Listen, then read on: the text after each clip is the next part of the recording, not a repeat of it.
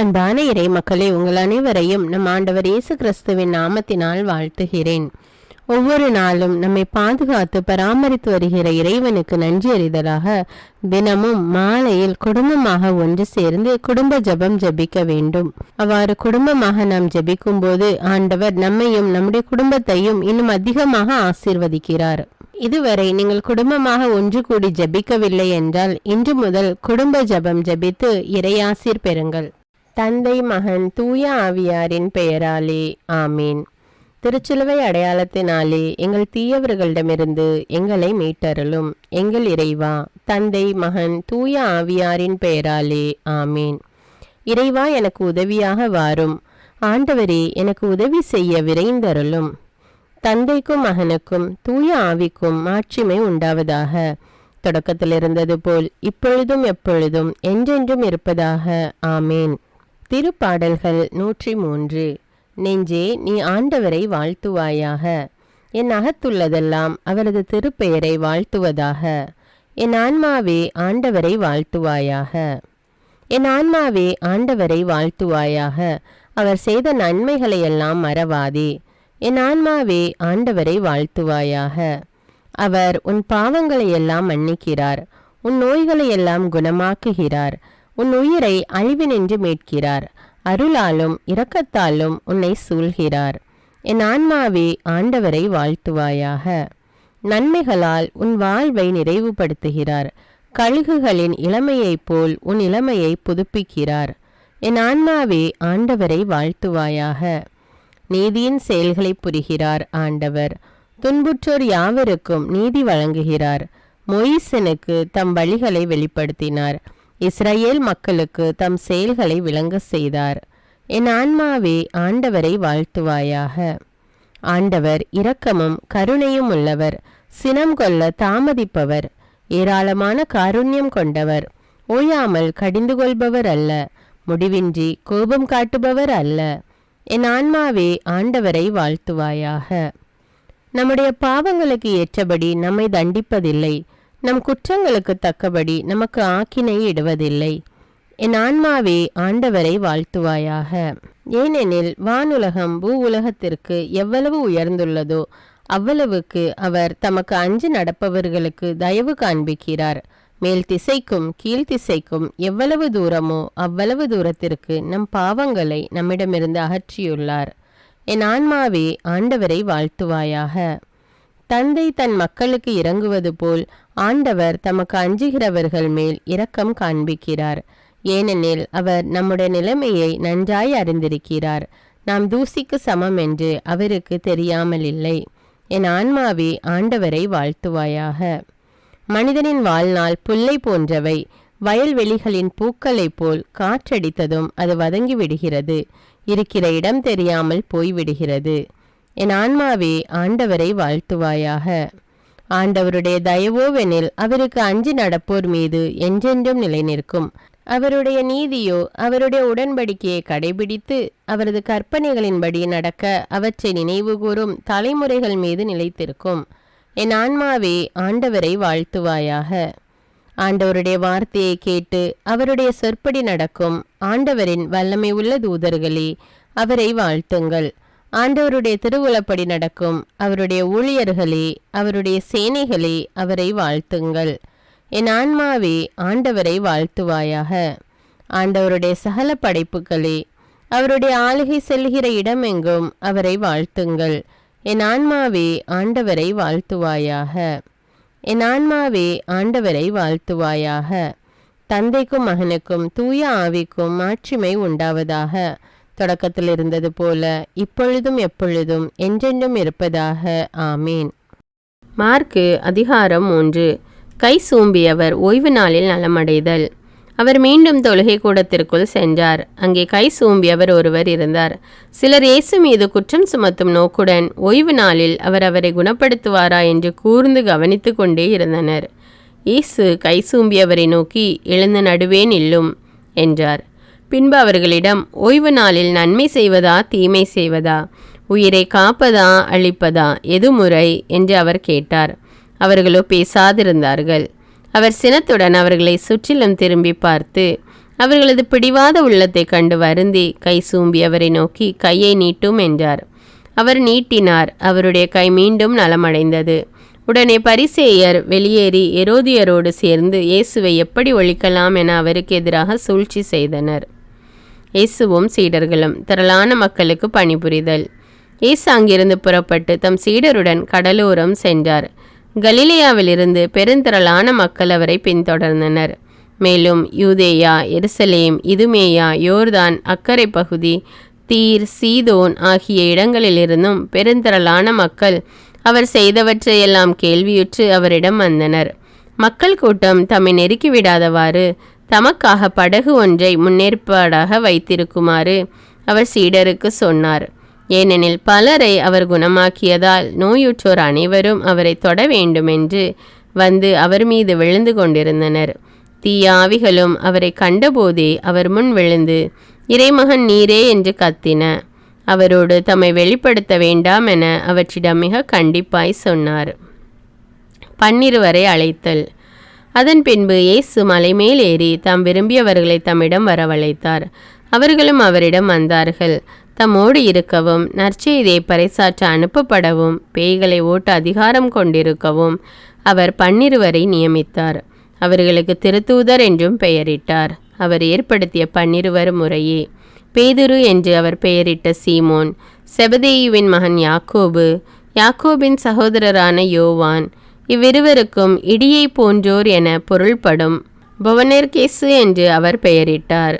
அந்திரேயா, பிலிப்பு, பர்த்தலோமேயு, மத்தேயு, தோமா, அல்பேயுவின் மகன் யாக்கோபு, ததேயு, தீவிரவாதியாயிருந்த சீமோன், இயேசுவை காட்டி கொடுத்த யூதாசு இஸ்காரியோத்து என்போர் ஆவர். இயேசுவும் பெயல்செபூலும். அதன் பின் இயேசு வீட்டிற்கு சென்றார். மீண்டும் மக்கள் கூட்டம் வந்து கூடியதால் அவர்கள் உணவு அருந்தவும் முடியவில்லை. அவருடைய உறவினர் இதை கேள்விப்பட்டு அவரை பிடித்து கொண்டு வர சென்றார்கள். ஏனெனில் அவர் மதிமயங்கி இருக்கிறார் என்று மக்கள் பேசி கொண்டனர். மேலும் எருசலேமிலிருந்து வந்திருந்த மறைநூல் அறிஞர், இவனை பெயல்செபூல் பிடித்திருக்கிறது என்றும் பேய்களின் தலைவனை கொண்டே இவன் பேய்களை ஓட்டுகிறான் என்றும் சொல்லி கொண்டிருந்தனர்.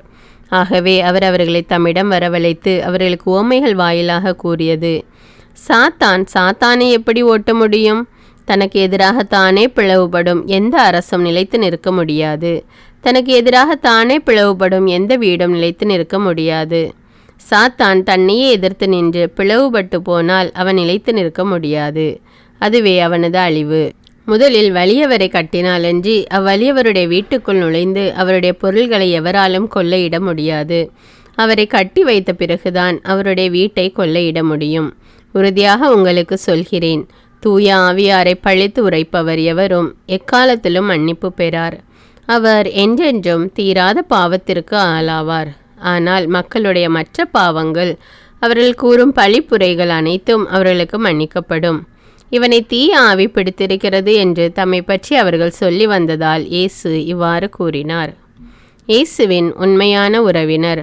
அப்பொழுது அவருடைய தாயும் சகோதரர்களும் வந்து வெளியே நின்று கொண்டு அவரை வர சொல்லி ஆள் அனுப்பினார்கள். அவரை சூழ்ந்து மக்கள் கூட்டம் அமர்ந்திருந்தது. அதோ, உம் தாயும் சகோதரர்களும் சகோதரிகளும் வெளியே நின்று கொண்டு உம்மை தேடுகிறார்கள் என்று அவரிடம் சொன்னார்கள்.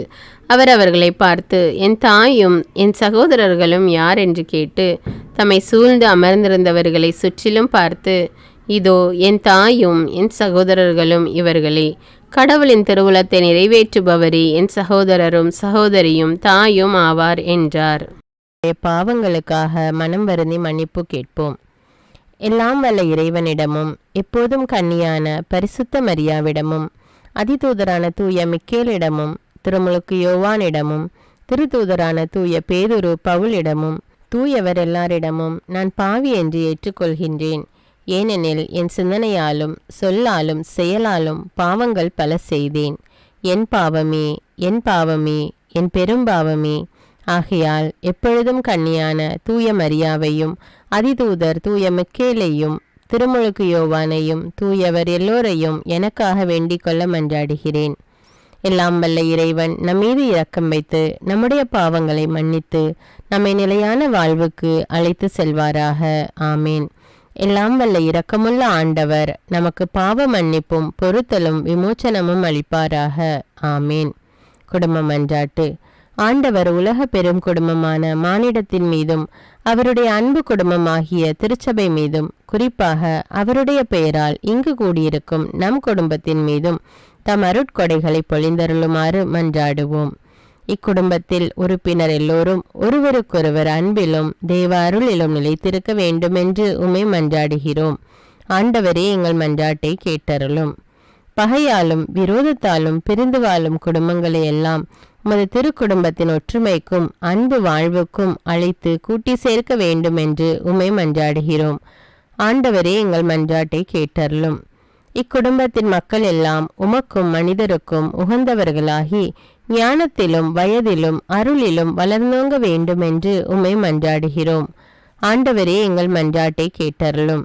இக்குடும்பத்தின் வியாதி துன்ப வருத்தங்களில் நீரே துணையாக நின்று உமது வலக்கரத்தால் பசாசின் சக்திகளை விரட்டியோட்டி தயை புரியுமாறு உம்மை மன்றாடுகிறோம். ஆண்டவரே, எங்கள் மன்றாட்டை கேட்டருளும்.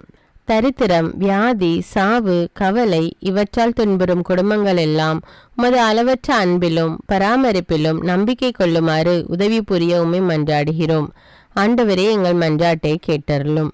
இங்கு இப்பொழுது பிரசன்னமாயிராத இக்குடும்பத்தை சார்ந்த உறுப்பினர் எல்லோரையும் சகல ஆன்ம சரீர ஆபத்துக்களிலிருந்து காப்பாற்றி உமது அன்பிலும் அருளிலும் வைத்து காத்தருளுமாறு உம்மை மன்றாடுகிறோம். ஆண்டவரே, எங்கள் மன்றாட்டை கேட்டருளும். இக்குடும்பத்தில் மரித்தவர்கள் விசுவாசத்தின் முத்திரையோடு எங்களுக்கு முன் சென்று சமாதானத்தில் நித்திரை செய்கின்ற எல்லா மரித்த விசுவாசிகளுக்கும் நித்திய இலைப்பாற்றி தந்தருள வேண்டும் என்று உம்மை மன்றாடுகிறோம். ஆண்டவரே, எங்கள் மன்றாட்டை கேட்டருளும். இப்பொழுது நம் ஒவ்வொருவருடைய சொந்த கருத்துக்களுக்காக மௌனமாக சிறிது நேரம் ஜெபிப்போம்.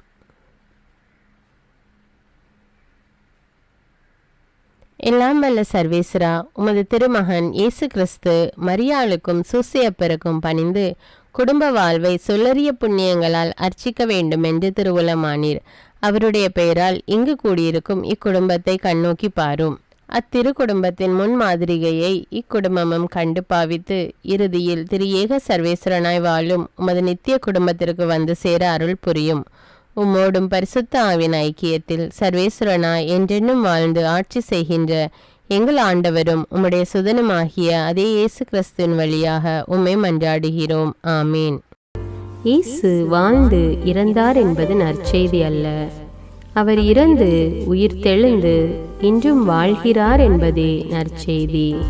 ஆண்டவர் நம்மோடு வாழ்ந்து கொண்டிருக்கும் போது நாம் ஏன் கவலைப்பட வேண்டும்? நம்முடைய மன்றாட்டுக்கள் விண்ணப்பங்கள் அனைத்தையும் நன்றியோடு நம் ஆண்டவருடைய சமூகத்தில் இப்பொழுது எடுத்து வைப்போமா?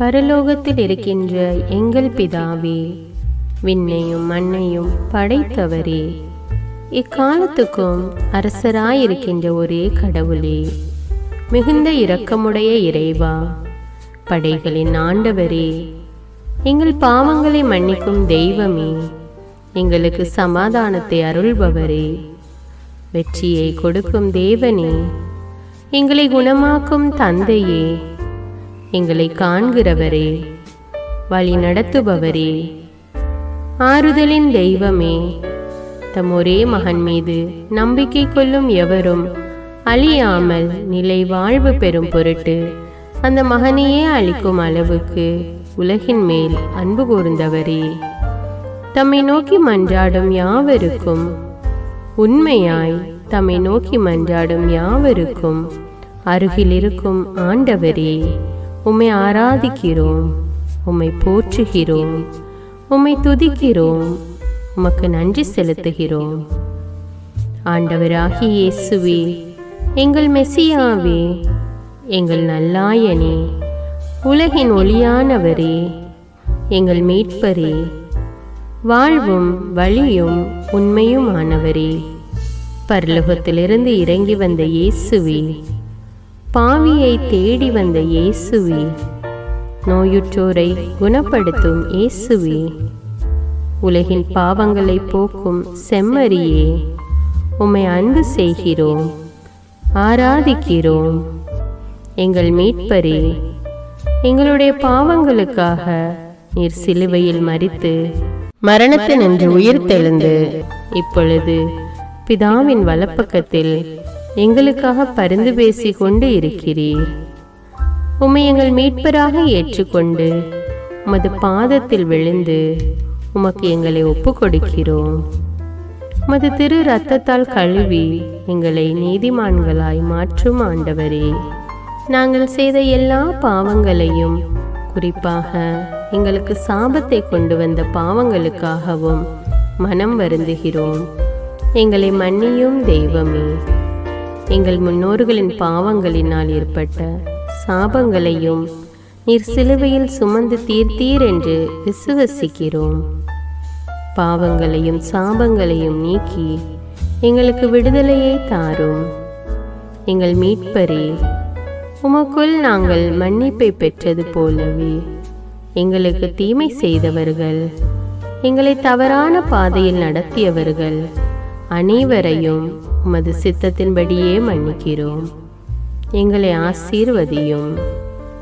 தூய ஆவியானவரே, மாட்சிமிக்க ஆவியானவரே, வாழ்வு தரும் ஆவியானவரே, வல்லமையின் ஆவியானவரே, எங்கள் தேற்றரவாளரே, திடம் தருபவரே, மகிழ்ச்சியின் ஆவியானவரே, விண்ணப்பிக்கும் ஆவியானவரே, நோய் நீக்கும் ஆவியானவரே, பாவத்தை உணர்த்தும் ஆவியானவரே, புது இதயம் அருள்பவரே, புது வாழ்வு அருள்பவரே, இறுதி நாளில் மாந்தர் யாவர் மேலும் ஊற்றப்படும் ஆவியானவரே, சத்தியத்திற்குள் எங்களை வழிநடத்துபவரே, எங்களை உயிர்ப்பிக்கும் ஆவியானவரே, கொடைகளை அருள்பவரே, பாவத்தையும் சாபத்தையும் நீக்குபவரே, உம்மை ஆராதிக்கிறோம், அன்பு கூறுகிறோம்,